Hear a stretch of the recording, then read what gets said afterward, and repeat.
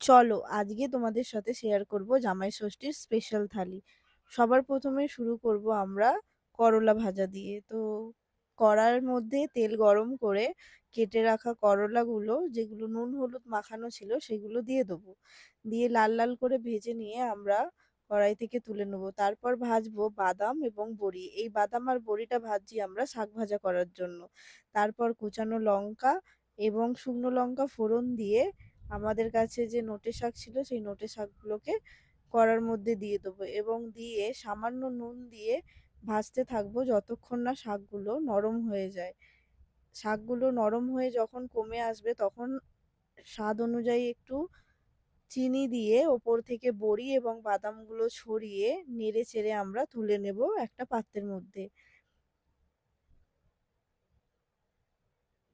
এরপর আমরা ভাজবো বেগুনগুলো, যেগুলো আমরা চৌকো চৌকো করে কেটে নিয়েছি।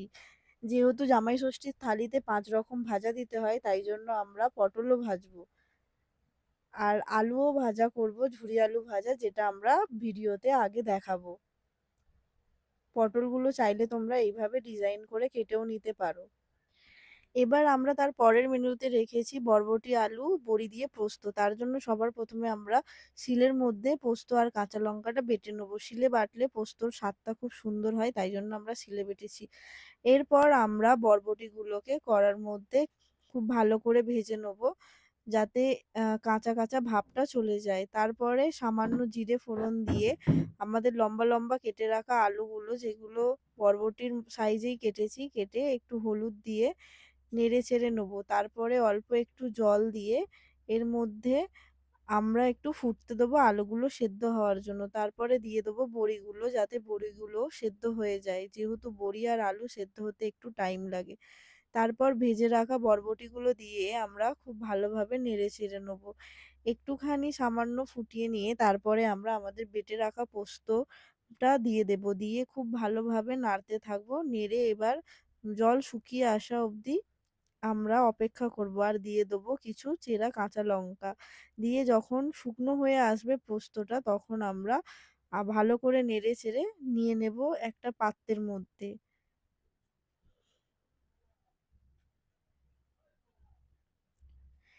এরপর আমরা আবার কিছুটা তেল গরম করব কড়ার মধ্যে।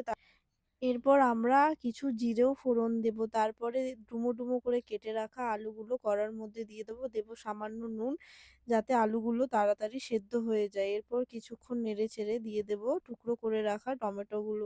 তারপরে আমরা একটা মশলার পেস্ট বানাবো, যার মধ্যে দেবো জিরে গুঁড়ো, ধনে গুঁড়ো, লঙ্কার গুঁড়ো এবং হলুদ গুঁড়ো। সেটাকে জল দিয়ে গুলিয়ে ভালো করে আমরা কড়ার মধ্যে যে আলুটা ভাজা হচ্ছিল তাতে দিয়ে দেবো। দিয়ে ভাজা হয়ে গেলে তেল ছেড়ে এলে তার মধ্যে দিয়ে দেব একটু সামান্য জল আর চেরা কাঁচা লঙ্কা দিয়ে কিছুক্ষণ ফুটতে দেব। তারপরে দিয়ে দেব ভেজে রাখা পটলগুলো। দিয়ে আমরা আরও বেশ কিছুক্ষণ ফুটতে দিয়ে দেব। তারপরে দেব ভেজে রাখা চিংড়ি মাছ। তারপরে কিছুক্ষণ নাড়িয়ে চাড়িয়ে আমরা ওর মধ্যে দিয়ে দেব গুঁড়ো গরম মশলা এবং সামান্য ঘি। তাহলেই আমাদের তৈরি হয়ে যাবে পটল আলু চিংড়ি। এরপর আমরা শুকনো লঙ্কা আর 5 ফোড়ন দিয়ে কেটে রাখা আম দেব। যেহেতু এখন জামাই ষষ্ঠী এবং আমের সিজন, তাই আমরা করব হচ্ছে আমের চাটনি, কাঁচা আমের চাটনি।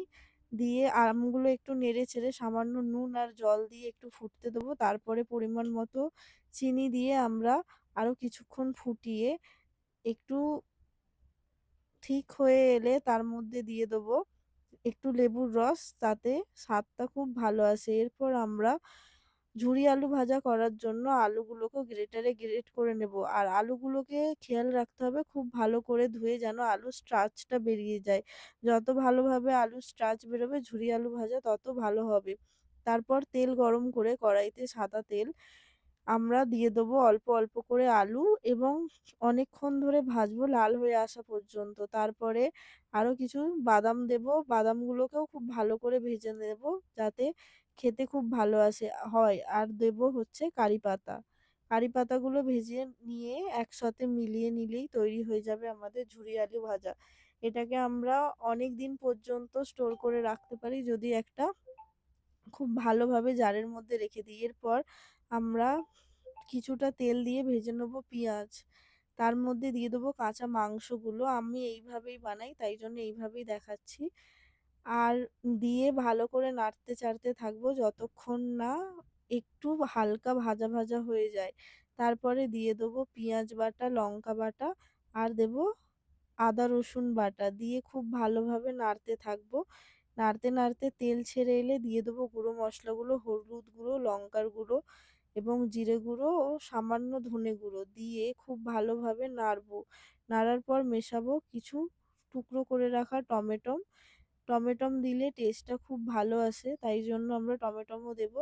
আর দেবো কাশ্মীরি লঙ্কার গুঁড়ো। দিয়ে খুব ভালোভাবে নাড়বো। নাড়ার পর দিয়ে দেবো অল্প নুন। নুন দিয়ে নাড়তে-চাড়তে যখন আমরা দেখবো তেলগুলো বেরিয়ে এসেছে, তখন হালকা করে দিয়ে অল্প, অল্প গরম জল দিয়ে আমরা মাংসটাকে ফুটতে দেবো। এইভাবে কষিয়ে, কষিয়ে মাংসটা রান্না করলে খুব সুন্দর রান্না হয়ে ভিডিও যেহেতু অনেক লম্বা হয়ে যাবে, হয়তো বোর হতে পারো, ওইজন্য আমরা পরের যে পার্টটা আছে অন্য একটা ভিডিওতে আমরা আপলোড